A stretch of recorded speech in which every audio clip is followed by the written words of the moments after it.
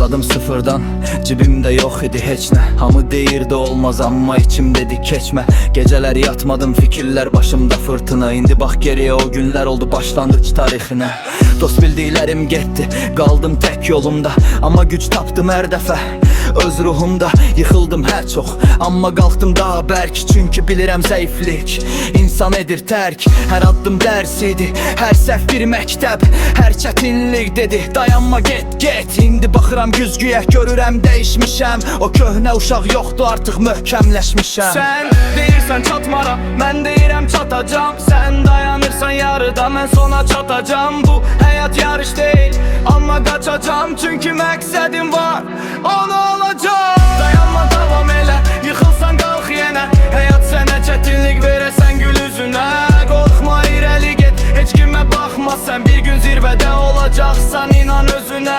Dayanma, davam elə, gecə olacaq səhər. İtirdiklərin yox, qazandıqların dəyər. Hər addım səni aparır arzularına. Sadəcə get və inan sabahlarına. Etrafına hamı nəsə deyəcək, səni saxlayan sözlər səni geriyə çəkəcək. Amma sən qulaq asma, fokus ol özünə. Çünki qalib gələnlər baxmaz özgənin sözünə. Telefonu kənara qoy, vaxtını boş xərcləmə. İndi işləməsən sonra peşman olacaqsan demə. Hər saniyə dəyərli, geri qayıtmır vaxt. İndi addım atmasan sonra qalarsan uzaq. Hər kəs istəyir rahat həyat, pul, hörmət, adamma işləmədən olmur. Bu qayda çox sadə, tərləmədən uğur gəlmir. Bu real həyatdır, zəhmət çəkən qalxır. Bu sadə berraktır. Bəzən yorulacaqsan, istəyəcəksən dayanmaq. Amma unutma, zirvəyə gedən yol çətindir qardaş. Sən seçdin bu yolu, geri dönmək yox. Ya qazanacaqsan ya da öyrənəcəksən çox. Dayanma, davam elə, yıxılsan qalx yenə. Həyat sənə çətinlik verərsən gül üzünə. Baxma, irəli get, heç kimə baxma. Sən bir gün zirvədə olacaqsan, inan özünə.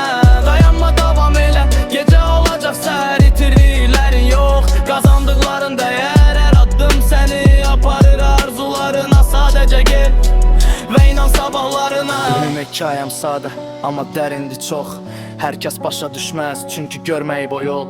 Gecə ilə dost oldum, səhər ilə savaş. Çünki bilirəm uğur gəlmir heç vaxt rahat. Məqsədim böyüdür, arzularım uca. Heç kim dayandıra bilməz, nə söz, nə güc, nə qorxa. İnanıram özümə, bu ən böyük silah. Çünki içində inan varsa qazanarsan hər savaş. Sən də edə bilərsən, fərqimiz yoxdur. Sadəcə mən başladım, sən hələ durursan dostum. İndi qalx ayağa, dəyiş həyatını. Çünki gələcək yazılır bugün addımlarınla. Bir gün baxacaqsan geriyə, deyəcəksən dəyərdi.